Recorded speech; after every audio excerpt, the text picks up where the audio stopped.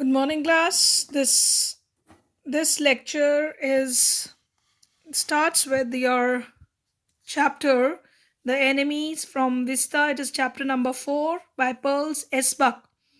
This chapter explains you how during the World War an American prisoner reaches a shore where a Japanese doctor is there and how he tried to save his life because he was so much wounded, although he was his enemy during the World War. But still, he later on, when he becomes fine, he saved his life. But then he handed over how he handed it over to army. We have to go through this chapter, and then I'll understand what happens. So let's start with the chapter. Dr. Sadao Hoki's house was built on the spot of Japanese coast where as a little boy he had often played. The low square stone house was set up rocks well above a narrow beach that was outlined with bent pines. As a boy, Sadao had climbed the pines, supported himself on his bare feet, and he had seen men do in the South Sea when they climbed for coconuts. His father had taken him often to the islands of those seas, and never had he failed to say to little brave boy at his side, "Those islands yonder, they are stepping stones to the future for Japan." Now, here in this first paragraph, they told us that where Dr. Sadao's Oki's house was there, and he lives on the Japanese coast where their house was built. And when he was a child, he used to play around his house on the stones on the beach which is outlined by bent pines. So as a boy, he used to play there. His father used to accompany him to the South Sea, and then he used to play there. So he was a brave boy playing up and down there. And he is referring this line, "Those islands yonder, they are stepping stone to the future for Japan." That presents that these islands, they are the stepping stone for future of Japan. Means these places, this Japan is basically a island country where small islands are there. So these islands seems to be a stepping stone. That means Japan is going to uh, be advanced in the coming age. So that's how they are referring it to these islands, that they are going to develop one day. "Where shall we step from them?" Sadao had asked seriously. So when as a child he used to ask question from his father that where we are going to step up from these islands. So his father says, "Who knows?" His father had answered, "Who can limit our future? It depends on what we make it." That no, you never know where our future is going to take us. This answer was given by Sadao's father to him, and then nobody can limit their future, nobody can bind the future, because they can, it depends how we change our future, how we work for it, how we attempt for it. Sadao has taken this into his mind as that he did everything for his father, said his father, who never joked or played with him, but who spent infinite pains upon him who was his only son.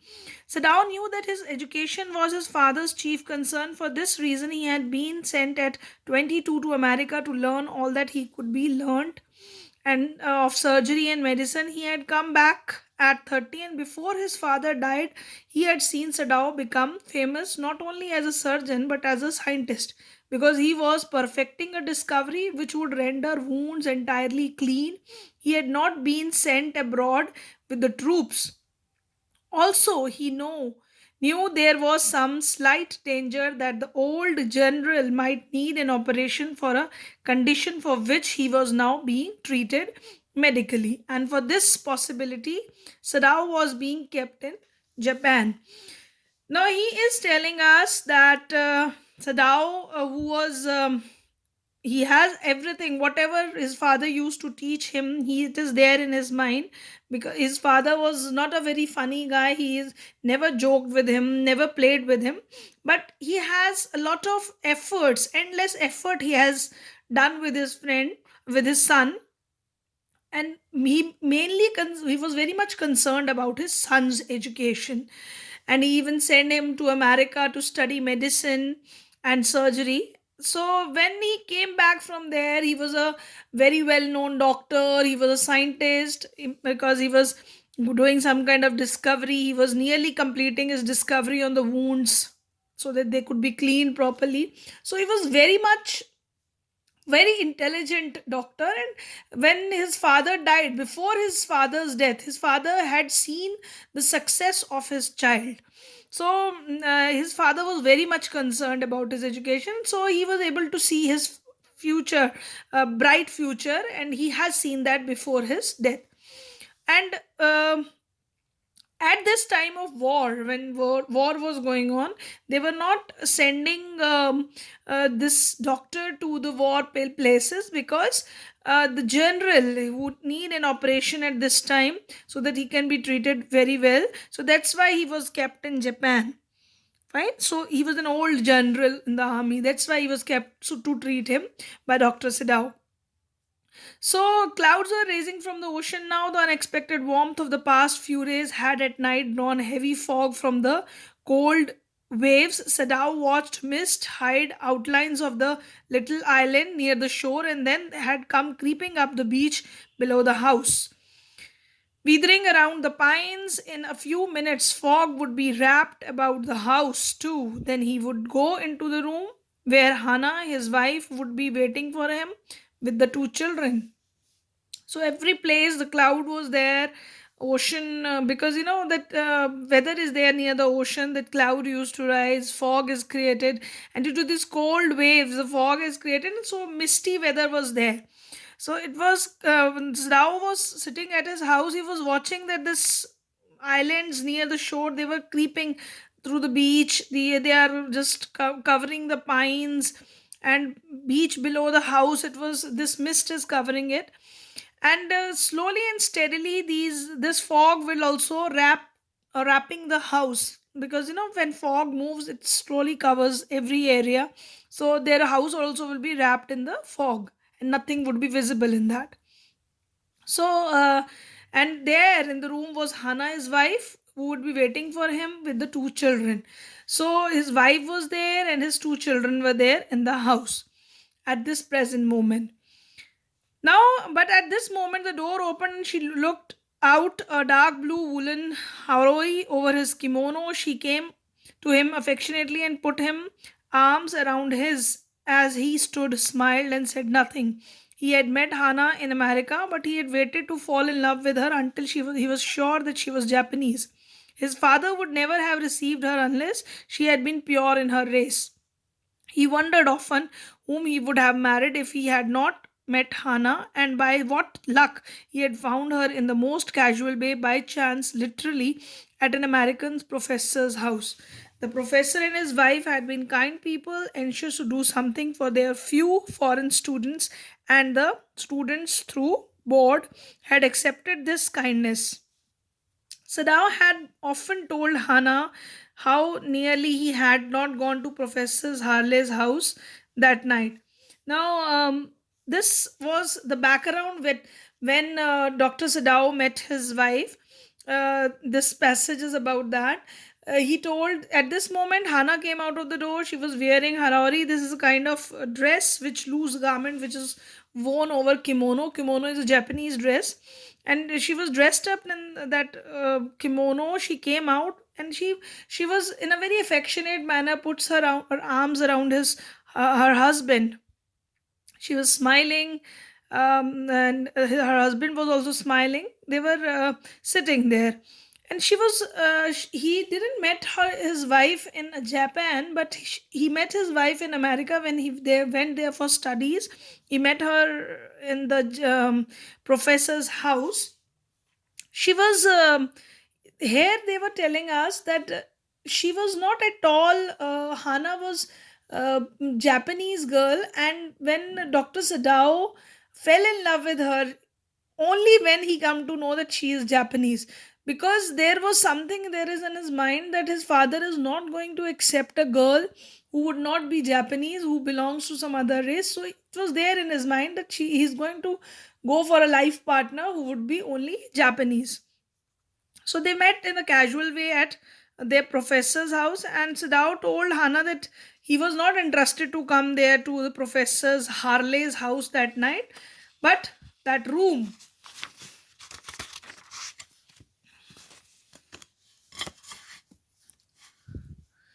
Because why they didn't? Because their room was very small, the food is not that good, and professor's wife was very talkative. So that's why he don't want to come. But he came there and he met Hannah. So they, in this verse, in this passage, they gave us idea that how doctor met his wife in America. But he had gone, and there he had found Hannah, a new student, and had felt he would love her if it were at all possible. So it was love at first sight. He liked Hannah there, and definitely he was interested to get married to her if she is Japanese.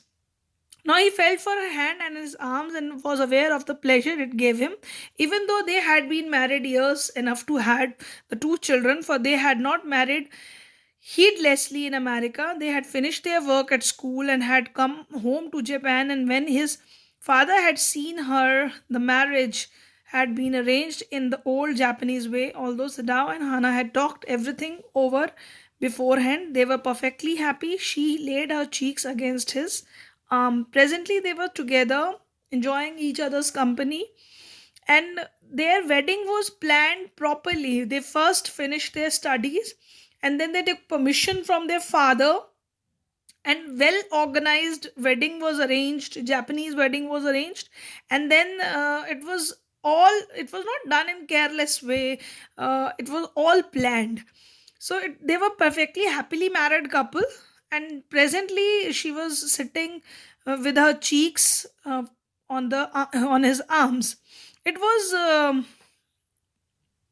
at this moment that both of them saw some black coming out of the mist. It was a man who has flung up out of the ocean, flung it seems to his feet by the breaker. He staggered a few steps, his body outlined against the mist, his arms above the head, then the curled mist hid him again. Now, this was at this point of time that they saw a figure coming out of the sea. He was not walking properly, he was in a very bad condition, and they say, and then the curled mist hid him again. Suddenly, again, the mist came there, and they are not able to see him. Who is that? Hannah cried. She dropped Siddhao's arm, and they both leaned over the railing of the veranda. They were both of them.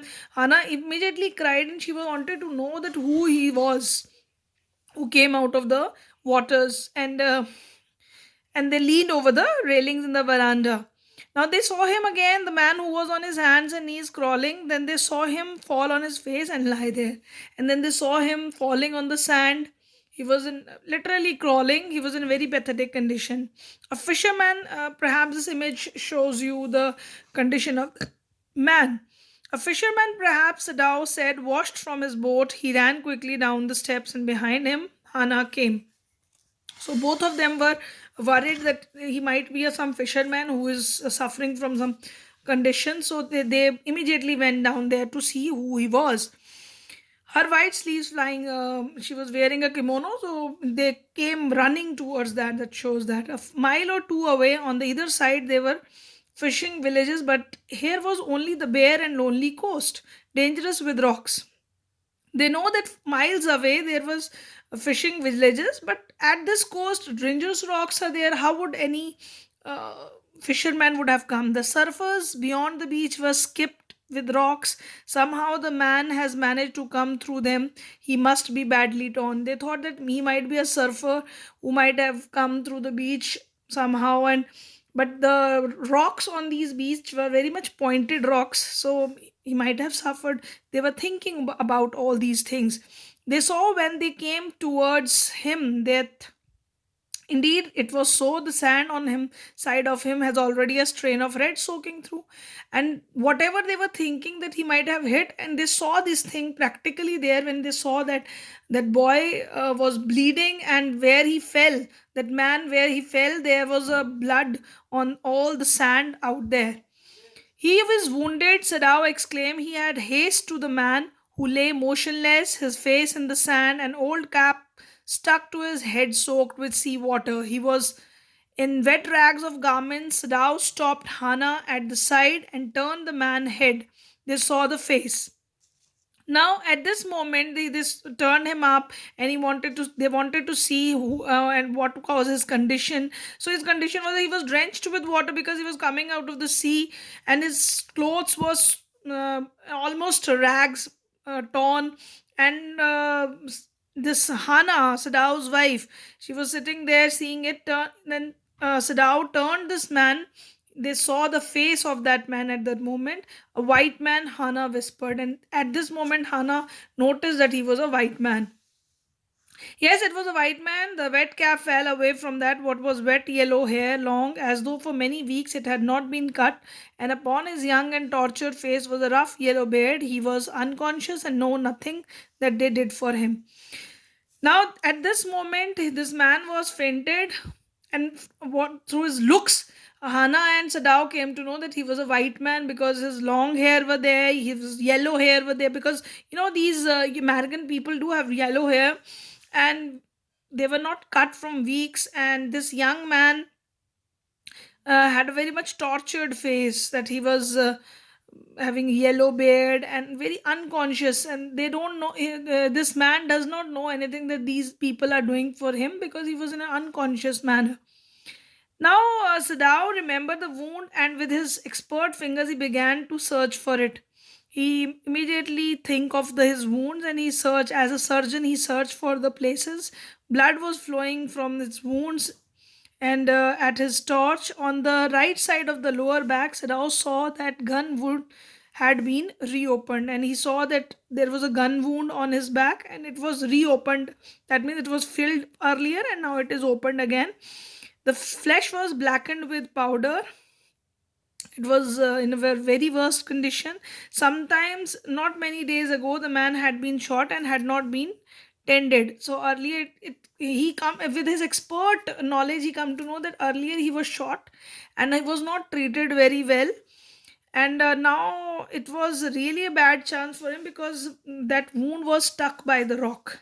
So, and he was bleeding a lot. Hana whispered again in a solemn voice. The mist screened them now completely. Now, everywhere mist was there, it was covering them.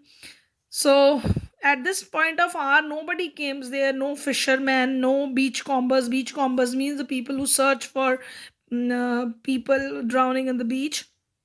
Nobody was there. What shall we do with this man? Sadao muttered. But his trained hand seems to have own will be to doing what they could do to stanch the fearful bleeding.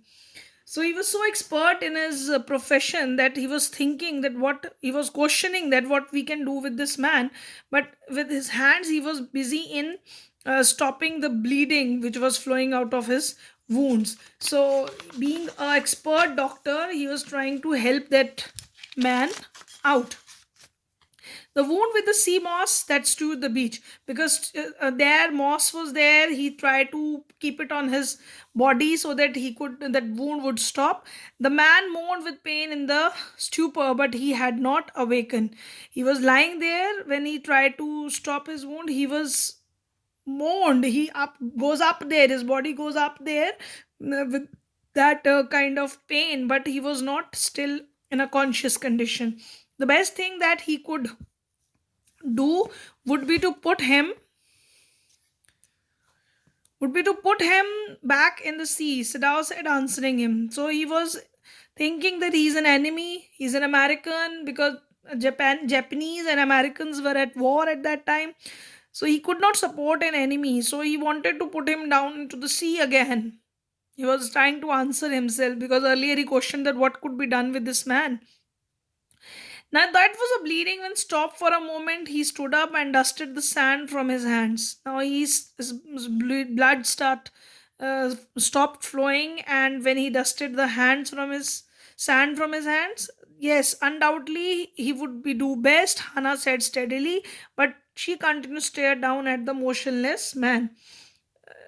Hannah was also agreeing with her husband that we should put him down under the sea because he was an enemy, but they were not looking at that man motionlessly. They were in a confusion right now because Sadao, being a doctor, his moral duty is to treat that man, but being his enemy, he cannot support him. See, he is in a very tough condition, that his patriotism is there for his country, and moreover his there was a humanity inside him. Being a doctor, he cannot avoid that patient who was right in front of him dying. So they were in a very confused situation. If we sheltered a white man in our house, we should be arrested, and if we turn him over as a prisoner, he would certainly die, Sadao said. Sadao know this thing, that his condition is so bad that if they are going to hand him over to the officials, he's going to die because his condition is worst. And if they give him shelter, they would be arrested because they were giving shelter to an enemy. The kindest thing would be to put him back into the sea, Hannah said, but neither of them moved. They were stared with a curious repulsion upon the inert figure. They were looking at that strange person continuously, but both of them, nobody has that guts to put him again back to the sea. See, their humanity was inside them at this moment. There is something about him that looks American, Sadao said. He took up the battered cap. Yes, they are almost gone, was a faint lettering. A sailor, he said, from an American warship. He spelled it out, US Navy. The man was a prisoner of war. Now, when they look at this American person, that there's something about him that looks American. He looks like an American. And when he turned him, he took the cap from him, that cap from him, then he saw that there was written on it the US Navy. So that from that he come to know that he was a prisoner of war, and he might have escaped, and then these wounds he got from that. In the back, Rao agreed. They hesitated, looking at each other. Then Hannah said with resolution. Now, Hannah, with determined looks, he said that what we are going to do. Come on, we are able to put him back into the sea. If I am able, you are. Sadao asked. So we can put him back to the sea. She don't want her family to be in bad condition. So she wanted that he should be put back to the sea. But Sadao says that you are also able to put him back to the sea. No, Hannah said, but if you can do it alone, that she is not ready to put him into the water. Now Sadao hesitated again. The strange thing is, he said that if the man were whole, I could turn him over to the police without difficulty. I care nothing for him. He's my enemy. All Americans are my enemy, and he is only common fellow. You see how foolish his face is. But since he is wounded, now his humanity rise inside him. His doctor's profession was there inside him, and he says this thing. He feels good for that man, that he cannot torture that man or he could not throw that man back to the sea, because if he would be in better condition, I would definitely hand it over to the officials, because he's his enemy, because all Americans, for them, they have hatred. But his condition was forcing him to treat. You can also throw him back to the sea, Hannah said. Then there is only one thing to do. We must carry him into the house. But the servant, Sadao inquired. Now, at this moment, Hannah said that if you are not able to throw him back to the sea, then what we can do at this moment is to take him inside the house, because they don't want that somebody should see this man in this condition. But Sadao has a question, that what servants would think. They don't want that anybody should know that they had a prisoner of war in their house. So now definitely servants, if they have to tell this thing to their servant, that who that man was in the house. So they were in a very deplorable condition at this moment. So we'll be doing your chapter till here, and you'll be doing the word meanings. Thank you, class. Thank you very much.